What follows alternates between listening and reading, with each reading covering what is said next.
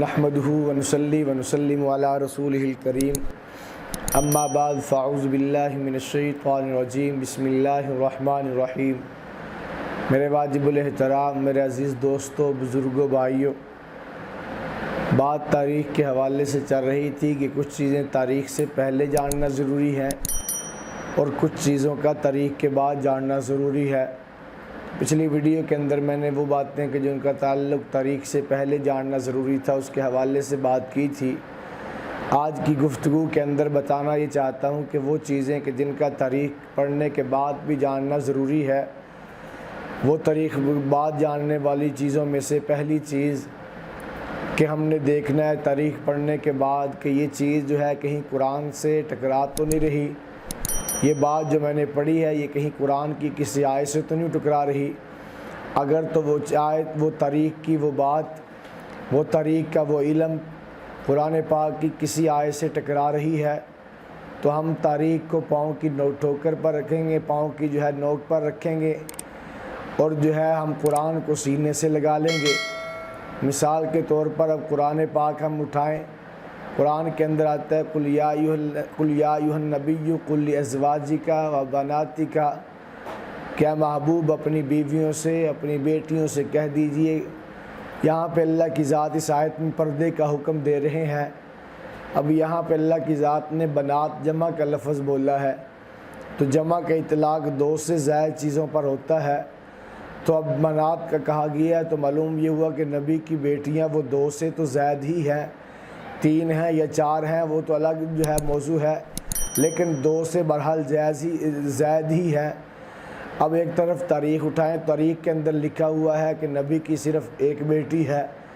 اب جب یہ تاریخ کی بات قرآن کی اس آیت سے ٹکرائے گی تو ہم اس تاریخ کی بات کو ردی کے اندر ڈال دیں گے اور قرآن کی اس آیت کو سینے سے لگا کے یہ عقیدہ بنا لیں گے کہ نبی کی چار بیٹیاں ہیں، نبی کی ایک بیٹی نہیں ہے۔ تو میں نے بات یہ کی ہے۔ اسی طرح سیدنا صدیق اکبر رضی اللہ تعالیٰ عنہ کے بارے میں قرآن کی آیت کہے گی وَسَيُجَنَّبُهَا الْأَتْقَى کہ وہ سب سے زیادہ متقی تھے۔ اور ایک طرف تاریخ اٹھائیں تو تاریخ کے اندر یہ لکھا ہو کہ حضرت ابوبکر صدیق رضی اللہ تعالیٰ عنہ وہ غاصب ہیں۔ سیدنا ابوبکر صدیق رضی اللہ تعالیٰ عنہ نے سیدہ فاطمہ الزہرا رضی اللہ تعالیٰ عنہ کا مال ہڑپ کر لیا، غصب کر لیا۔ اب ہم ایک طرف یہ تاریخ دیکھتے ہیں، دوسری طرف قرآن کہتا ہے وہ سب سے زیادہ متقی ہے۔ ہم تاریخ کی بات کو چھوڑ دیں گے، قرآن کی آیت کو سینے سے لگائیں گے۔ اب دوسری بات کہ یعنی کہ تاریخ پڑھنے کے بعد دوسری بات جس کا جاننا ضروری ہے وہ ہے سنت متواترہ۔ اگر تاریخ کی کوئی بات سنت متواترہ سے ٹکرا رہی ہو تو ہم نے تاریخ کی اس بات کو چھوڑ دینا ہے، سنت متواترہ کو سینے سے لگا لینا ہے۔ اب ایک طرف تاریخ اٹھائیں تو تاریخ کے اندر لکھا ہوا کچھ ہو اور سنت متواترہ کچھ ہو۔ مثال کے طور پر اب تاریخ کے اندر یہ لکھا ہوا کہ سیدہ فاطمہ الزہرا رضی اللہ تعالی عنہ ان کا جب انتقال کا وقت قریب آیا تو انہوں نے غسل کیا، غسل کرنے کے بعد جو ہے کپڑے پہنے اور ساتھ اپنی بیٹی خادمہ سے کہا، انہوں نے کہا دیکھو میں نے غسل کر لیا ہے، میں نے کہا جو ہے کپڑے پہن لیے ہیں، اب مجھے دوبارہ مرنے کے بعد، فوت ہونے کے بعد مجھے غسل نہ دیا جائے اور جو ہے مجھے ایسے ہی دفن کر دیے جائے، میں غسل کر کے بیٹھ گئی ہوں۔ اب تاریخ کے اندر یہ بات لکھی ہوئی ہے۔ ادھر سنت متواترہ یہ ہے کہ جس وقت کوئی فوت ہو جائے تو اسے غسل دیا جائے، اسے کفن پہنایا جائے، لیکن تاریخ کے اندر یہ لکھا کہ سیدہ نے غسل خود کر لیا تھا، بعد میں غسل ان کو جو ہے وہ نہیں دیا گیا، ایسے ہی دفن کر دیا گیا۔ اب ہم اس تاریخ کی بات کو ٹھکرا دیں گے اور صحیح جو ہے اس سنت متواترہ کو سینے سے لگا کر دوسری طرف تاریخ کے اندر یہ جو بات لکھی ہوئی ہوگی کہ سیدہ کو بعد میں غسل دیا گیا، سیدنا ابوبکر صدیق رضی اللہ تعالیٰ عنہ کی بیوی نے غسل دیا ہے، غسل دینے کو جو ہے بیوی نے غسل دیا، حضرت اسماء بنت امیس نے انہوں نے غسل دیا۔ اب ہم یہ بات سنت متواترہ کے موافق ہے یہ بات لے لیں گے اور دوسری بات کو جو ہے ہم ٹھکرا دیں گے۔ تو لہٰذا اسی طرح تاریخ کے اندر یہ لکھا ہے کہ جو ہے حضرت علی المرتضیٰ رضی اللہ تعالیٰ عنہ کو جس وقت فوت ہوئے تو ان کی جو ہے میت کو گھوڑے کے ساتھ باندھ دیا گیا، پھر گھوڑے کو جو ہے چلا دیا گیا، گھوڑا آسمانوں کے اندر چڑھ گیا۔ یہ تاریخ کے اندر باتیں لکھی ہوئی ہیں۔ اب دوسری طرف یہ لکھا ہے کہ جس وقت کوئی آدمی فوت ہو جائے اسے کفن دو، غسل دو، کفن دو، اور اسے قبر کے اندر جو ہے وہ دفن کر دو۔ یہ سنت متواترہ یہ کہتی ہے، لیکن یہ تاریخ کچھ یہ کہتی ہے۔ تو اب ہم اس تاریخ کی بات کو جو ہے رد کر دیں گے، اور دوسری تاریخ کے اندر یہ بات لکھی ہوئی کہ سیدنا علی المرتضیٰ رضی اللہ تعالیٰ عنہ کو غسل دیا گیا، کفن پہنایا گیا، اور ان کو جو ہے ان کا جنازہ حضرت حسن رضی اللہ تعالیٰ عنہ نے پڑھایا، پھر انہوں نے قبر کے اندر اتارا۔ یہ بات چونکہ تاریخ کے موافق ہے ہم یہ بات لے لیں گے، اور دوسری بات جو ہے ہم جو ہے وہ سنت متواترہ کے جو مخالف ہے اس بات کو جو ہے وہ رد کر دیں گے۔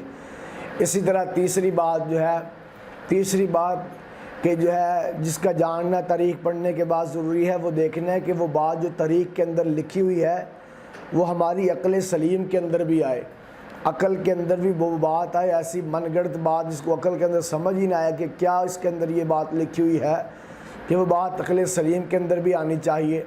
مثال کے طور پر اب عقل کے اندر یہ بات لکھی ہوئی ہے، عقل جو ہے تاریخ کے اندر یہ بات لکھی ہوئی ہے کہ حضرت جو ہے اللہ کی ذات نے جب زمین کو بنایا، زمین کو ایک پتھر کے اوپر جو ہے وہ کھڑا کیا، وہ پتھر مچھلی کے اوپر ہے، وہ مچھلی فرشتے کے کندھے کے اوپر ہے، اور فرشتے کی جو ہے وہ ٹانگیں ہوا کے اندر ہیں۔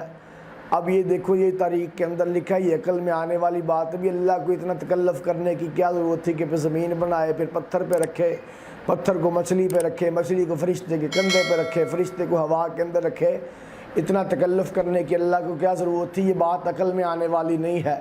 تو لہٰذا ہم اس بات کو رد کر دیں گے جو عقل کے اندر ہی نہیں آتی، کو بات عقل کے سلیم بھی مانے، وہ قرآن سے بھی نہ ٹکرائے، وہ جو ہے سنت متواترہ سے بھی نہ ٹکرائے، اور وہ بات عقل کے اندر بھی آنی چاہیے۔ اسی طرح جو ہے یہ ہندو کرشن رام کے بارے میں کہتے ہیں اس کی 700 زبانیں تھیں، اس کے 600 ہاتھ تھے، اسی طرح اس کے جو ہے وہ 700 پاؤں تھے۔ یہ کیا بلا تھی؟ یعنی کوئی عقل کے اندر سمجھ آنے والی بات آتی ہے، یہ کیا چیز تھی کہ اس کے اتنے ہاتھ، اتنی زبانیں اور اتنے پاؤں تھے؟ تو وہ بات عقل کے اندر بھی آئے۔ اگر عقل کے اندر وہ بات نہیں آ رہی، یعنی نہ قرآن سے ٹکرا رہی ہے، نہ حدیث سے جو سنت سے ٹکرا رہی ہے، عقل کے اندر بھی تو کم از کم وہ بات آنی چاہیے۔ اسی طرح جو ہے اس کے بعد چوتھے نمبر پر جو اہل سنت کے جمہور علماء نے کچھ اصول بنائے ہوئے ہیں، وہ تاریخ کی بات ان اصول سے بھی نہ ٹکرائے۔ اگر وہ ان اصول سے ٹکرا رہی ہے تب بھی ہم اس بات کو جو ہے وہ رد کر دیں گے، اور ان اکابرین کے اوپر اعتماد کرتے ہوئے ان کے اصول کو سینے سے لگا لیں گے۔ مثال کے طور پر ہمارے اہل سنت والجماعت کا عقیدہ یہ ہے، یہ ہے کہ تمام کے تمام صحابہ وہ عادل ہیں۔ الصحابۃ کلہم عدول، کے سارے صحابہ عادل ہیں۔ اب تاریخ کہے کہ جو ہے صحابہ معاذ اللہ جو ہے وہ عادل نہیں تھے، وہ کوئی جو ہے تاریخ ان کے بارے میں کچھ کہتی ہے، ان کے بارے میں زبان درازی کرتی ہے، تو ہم اس تاریخ کی بات کو رد کر دیں گے، اور اپنے اکابرین پہ اعتماد کرتے ہوئے ان اصولوں کے اوپر جو ہے عمل کرتے ہوئے ان اصول کو اپنے سر آنکھوں پر رکھیں گے۔ تو یہ باتیں میں نے اس لیے باتیں کی ہیں کہ عام طور پہ آج کل لوگ جو ہے نئے فتنے نئے دور کے اندر اس تاریخ کی باتوں کو پڑھ کے گمراہ ہوتے جا رہے ہیں۔ تاریخ کی بات کو لے کے قرآن کا انکار دیتے ہیں، نبی کی حدیث کا انکار کر دیتے ہیں، علماء سے بدظن ہو جاتے ہیں۔ اسی طرح سنت متواترہ کو نہیں دیکھتے، بس تاریخ کے اندر جی یہ لکھا ہوا ہے، جی تاریخ کے اندر یہ لکھا ہوا ہے، تو آپ تاریخ کے جو ہے پڑھیں، اور ضرور پڑھیں، لیکن ان ساری باتوں کے اوپر غور بھی کریں، اور پھر اس کے بعد جو ہے ان کے اوپر عبور حاصل کریں۔ جو چیزیں پہلے جاننا ان کے اوپر بھی عبور حاصل کریں، اور جو بات کے اندر میں نے بتائی ہیں ان باتوں کو بھی جانیں سمجھیں، اور پھر تاریخ کو پڑھیں۔ پھر انشاءاللہ یہ پھر آپ کو مہارت ہوگی، پھر تاریخ کے اندر کچھ بھی لکھا ہوگا تو آپ کو جو ہے یہ تاریخ نقصان نہیں پہنچائے گی۔ اللہ مجھے آپ کو سب کو عمل کرنے کی توفیق عطا فرمائے۔ وما علینا الا البلاغ المبین۔